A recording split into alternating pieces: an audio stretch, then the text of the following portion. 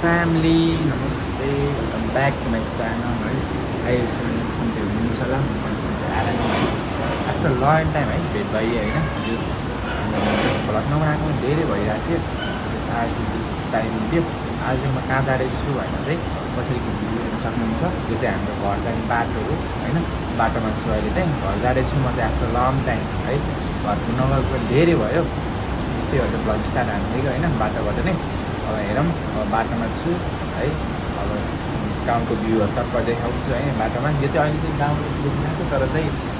गाउँ त गाउँ नै हो तर चाहिँ बाटोमा छु अझै घर चाहिँ पुगेको छैन है अब भ्यू हेर्न सक्नुहुन्छ घरतिर धेरै नै टाइम छ अझै नि अब गाइस भ्लग चाहिँ किन आएन भन्दा चाहिँ अब जस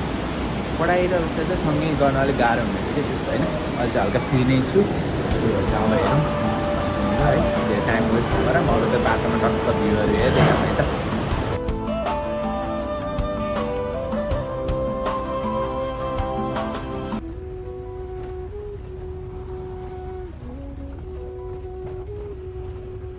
हेलो गुड मर्निङ फ्यामिली है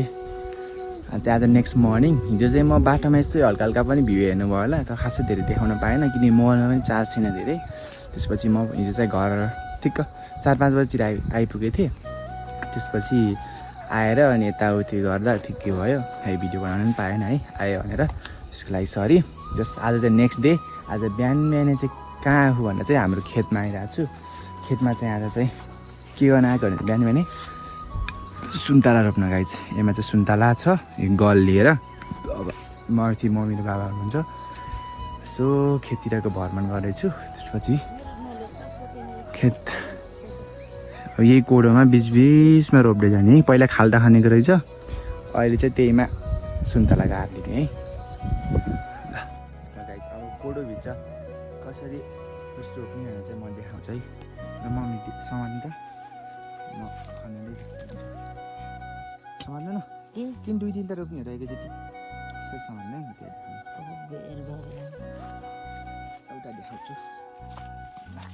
यो चाहिँ हामीले पहिला खनेको छ अनि यहाँ चाहिँ सिङ्गा गाडेर खनेको छ कि खाल्टा एक आफू जति नै खन्नुपर्छ पहिल्यै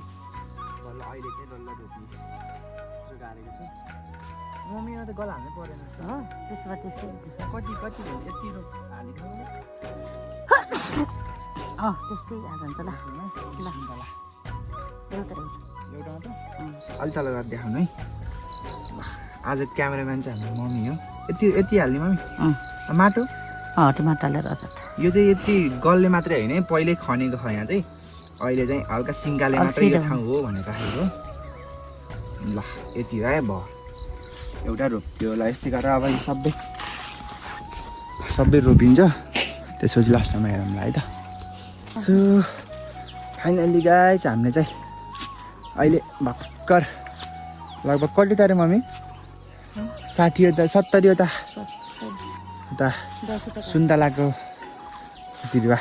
भर्खर रोप्यौँ है तल यहाँदेखि वरसम्म तलसम्म है हो तलसम्म रोप्यो अब चाहिँ हामी यो चाहिँ अब ठ्याक्क मम्मीले चाहिँ अब आउँदाखेरि 5 वर्षपछि ठिक्क हुन्छ खाने भन्नुहुन्छ क्या अब हेरौँ कस्तो हुन्छ है यो भिडियो पछिसम्म हुन्छ अब कसरी स्याहार पारेर राख्नुहुन्छ अब मलाई थाहा हुन्छ है गाइज अहिले चाहिँ हामी चाहिँ गोरुलाई टक्क खोले ठाउँ रहेछ यो गोरु चाहिँ दिउँसो जोत्न जाँदैछ अब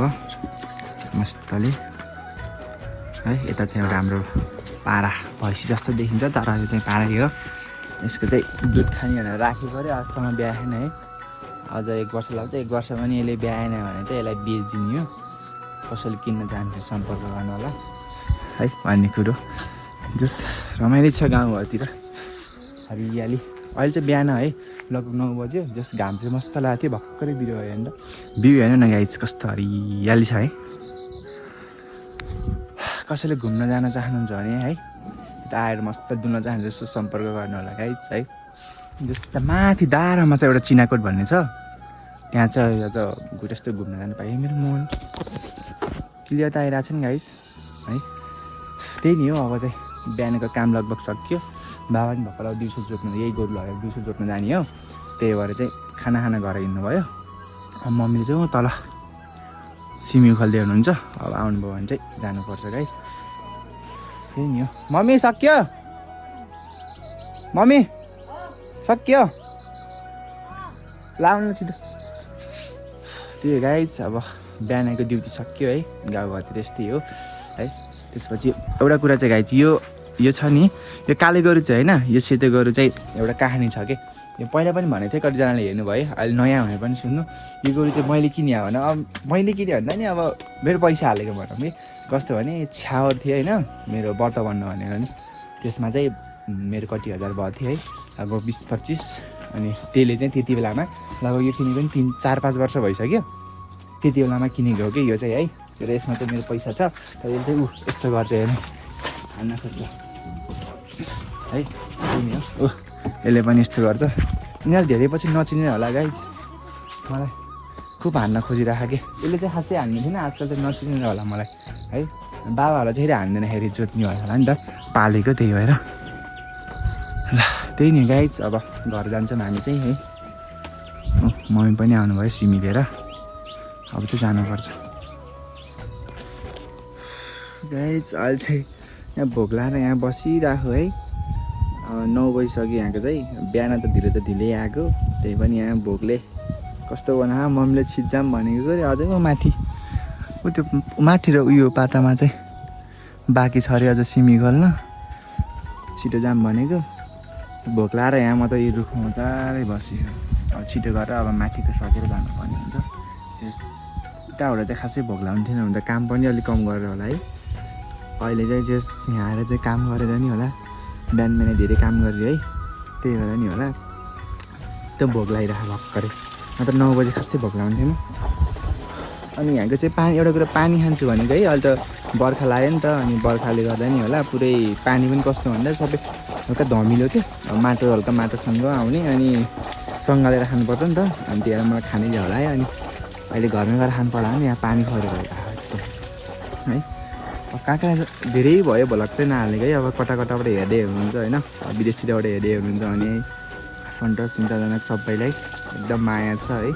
तर लङ टाइम भेट भयो अब कतिसँग चाहिँ अब यस्तो फेसबुकतिर पनि बोलिन्छ होला है सबैसँग है आफन्तहरूसँग कसैसँग बोल्न पाइँदैन अब यही मार्फत सबैलाई सम्झेको छु यसो कमेन्टमा पनि कमेन्ट हान्ने होला है मिठो त्यही हो गाउँतिरको अब कामहरू हरियाली हेर्नुहोस् म मजालाई देखाउँछु 2-3 दिन बस्छु 2-3 दिनको भ्लग चाहिँ डेली हेर्नु होला है त्यही नि अब एकछिन चाहिँ काम गरौँ होला बोल्नु भन्दा नि